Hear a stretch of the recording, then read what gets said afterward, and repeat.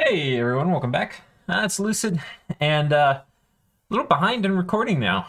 I don't have a backlog of videos going up, so I'll have to sit down and make some time to get caught up here. So we got a message from Alm. Greetings again. I'm happy to be on the water throne again. Hopefully it will soon be mine. I've scripted some armies to defend my border. One is a big communion on 162, Dol Kapor. So if there's a battle there, that should be cool. I've put more on summon slaves, or on communion slaves, so they don't kill themselves. Learning is fun. The plan is to take the throne and then move into Lemuria proper, with my armies raiding with Ulm's unique vampires to cause chaos. In the background, I'll have Blood 7 in 3 turns, so even more vampires to come, hoping to approach 100 blood slaves a turn. I've just watched Lucid's guide on blood hunting, so I'm now an expert and will be more efficient. Cool. I'm also sending out some mages to see my neighbors' score graphs. Yeah, because his mages are spies, so that's pretty cool. I'm pretty low on intel, so this will help me decide what to do in regard to the wider world, so that I can at least have an effect on the outcome of the game. Ideally, I would peace out with Lemuria and fight someone else in a 1v1 or with a partner, but I don't think they'll give me peace unless I give them a reason to. You never know. He should probably try talking. Lemuria would probably enjoy the opportunity to go 1v1 against Caelum. No more messages. I kind of want to... Let's watch these Lemuria Caelum battles, because that's where I think the hotness might be. There's just a little bit of PD that's not going to work. Some of these Caelum troops have magic weapons, but not enough. And again, this doesn't look like a big army. This is about 150 gems worth of stuff from Lemuria. Oh, Grand Lemur's magic phase attacking. This is on Ulm. Not exactly a great magic phase, there's nothing there. Oh, we have a magic phase onto Satis by Phlegra. Oh, okay, it's just some ravens. There's no way that works, right? They almost got the commanders. Not quite. Yeah, and then they move some garbage in and failed to take it. That's funny. Okay, let's finish this is what we just watched. Lemuria versus PD. They're very good at that. A battle in the forest of Gilead. I feel like this might be it. Oh no, this is a small raid versus small PD. God, Lemuria is just so good against PD. It's ridiculous.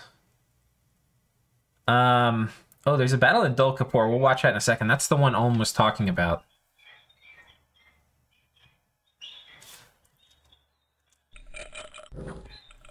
No, nothing here. Come on.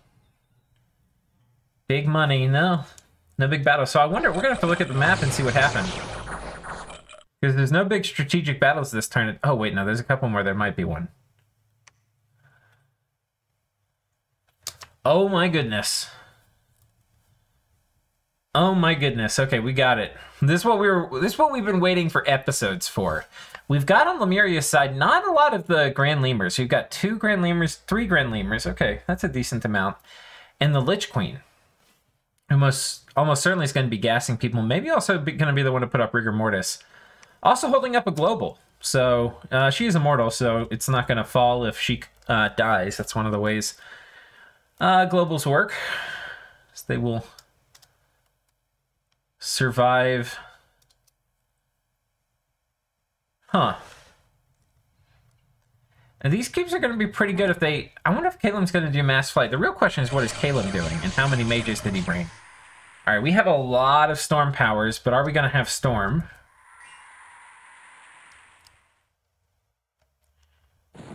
There goes storm, and now I think we expect to see the thunder strikes. Probably like boo boo boo boo boo is what I'm guessing.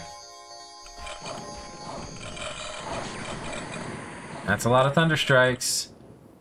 So storm and rigor mortis are up.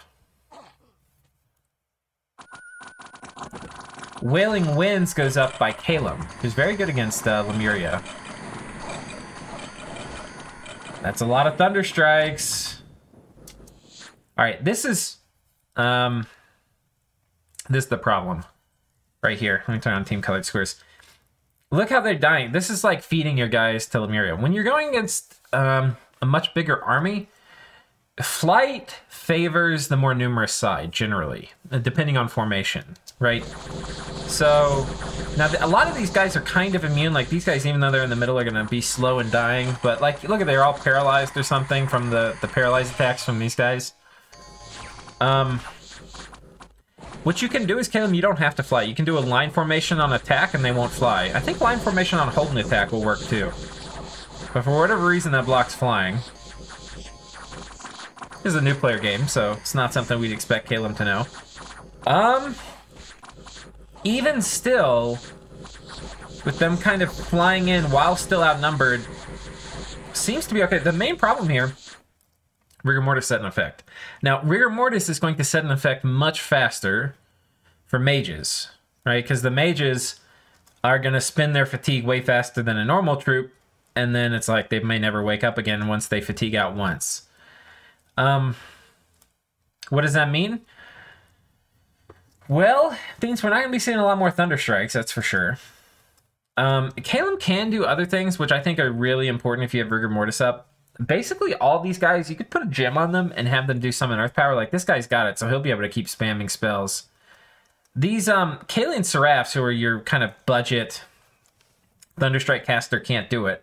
But you'll have other kinds, like this guy's, well, that's a Hera Builder. But like this, oh, no, not this guy. This guy, right? So he could have put one gem on him, done summon Earth Power, summon Storm Power, and then this would be a 4 reinvigoration guy to spam out Thunder Strikes.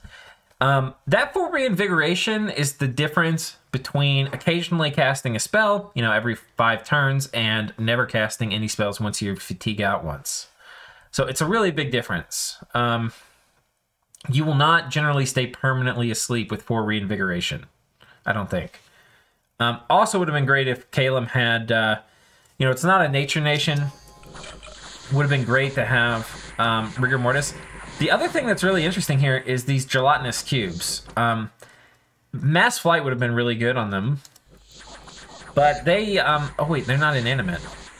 Oh, they're fatiguing out too. Oh shit, I didn't think that. Because they have 0 encumbrance, but they're not inanimate. I thought they were.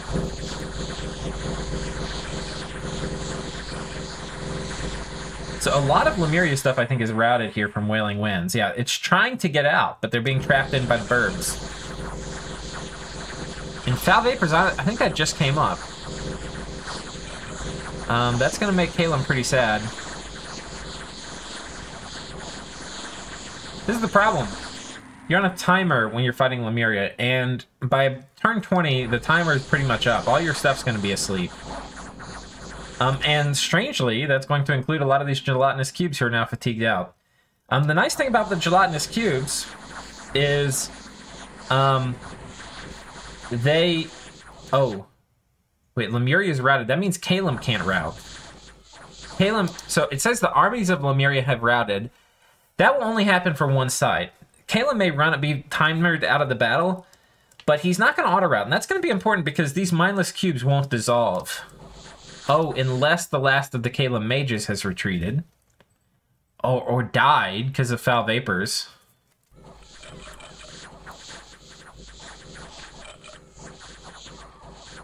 And these cubes have Acid Splash, so when they get hit, they're going to be killing things.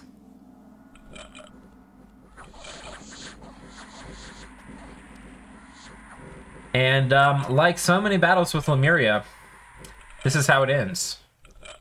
The army is completely sacrificed. This is like a major way Lemuria ends up playing out. Because these immortals often will not run when the rest of the army runs. So this is a major way the game kind of plays out for Lemuria. So a lot of times you sacrifice the army, whether advertent or inadvertent. So the army's destroyed mostly. But the mages survive. And they end up like winning taking the day for you. Kind of a little bit like that Yomi play we've been seeing in Mountain Arena. Of course, these losses for Lemuria are easily replaceable, and the losses from Caelum are insufferable. They cannot be undone, and they cannot be withstood. This probably is the end of Caelum. You know, it was really cool. They turned around their position. It's been subbed a few times. And this, in many ways, was really close. The problem is that, well, there's several problems, right? On one hand, they almost had enough Thunderstrike power to just outright win it. They needed sources of reinvigoration, and they didn't really have a great way to deal with Foul Vapors. You really don't want to, even if Lemuria, like if they did everything right here, and Lemuria just Foul Vapored with an army this big, they would kill all the Caelum Mage Corps, even if Caelum won the day. So, that's a painful thing. That's a painful thing. And then the Lich Queen storms, and is successful apparently. There's nothing inside except a few of these things. They're trying to shoot her down, but they are having no such luck. She does have some afflictions, limp and never healing wound. So let's take a look. We've been over here watching. This is where the big battle took place.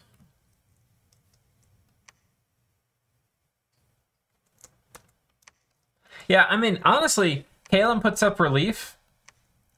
And Caleb puts up Serpent's Blessing. They might have been trying to do that with the Jaguar Priest. Let's check here real quick. This is not going to be able to cast Relief. That might be able... I don't even know what that was for. Yeah, I mean, Relief and Serpent's Blessing, I think Caelum wins this here. Because the troops would have kept going. He probably could have used a few advancing casters. I didn't see that.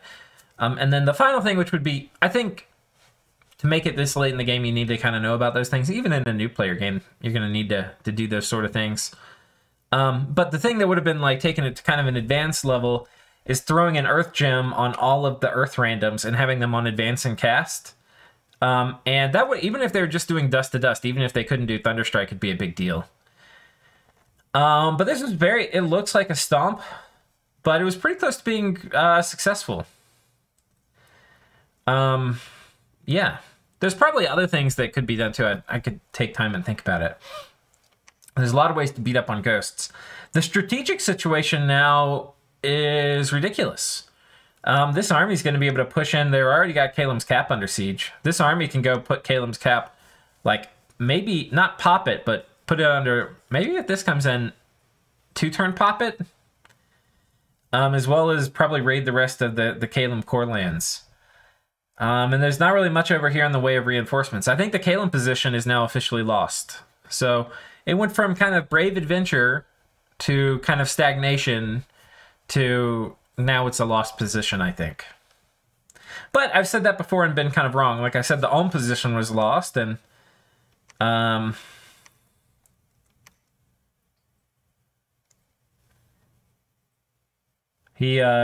steals a bunch of these guys here. I wonder if this was Control Dead.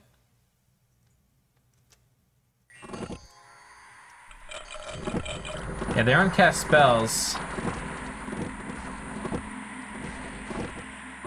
Yeah, it was Control Dead. He steals a few of these guys. Pretty cool. Oh, and we did get a big battle in Dol Kapor like Ulm promised. Alright, so Lemuria has put up Rigor Mortis. The Black Priest has done Divine Channeling. And we've got Iron Blizzard coming out. And oh god, this is not what Lemuria likes. One of the things, you don't really think about it, but versus like Lemuria that's going to be relying on Rigor Mortis, Earth Nations like Ulm do really well. It's one of the reasons Ulm is pretty good. And there's Solar Rays coming out. That's that spell I was telling y'all is really good. So look at this. He loses 10 Black Templar. This, honestly, he could have not lost these and probably just had PD here. But he killed Itimu, 2 Grand Lemurs, a Lemur Consul, Scassius, and then 350 Ghosts. Now, this was a ton of dudes. You can see, actually, the Black Priest got most of the kills with Iron Blizzard. The Fortune Tellers and members of the second tier were doing... Is he finally doing anti-magic, though? That's the other thing that remains to be seen.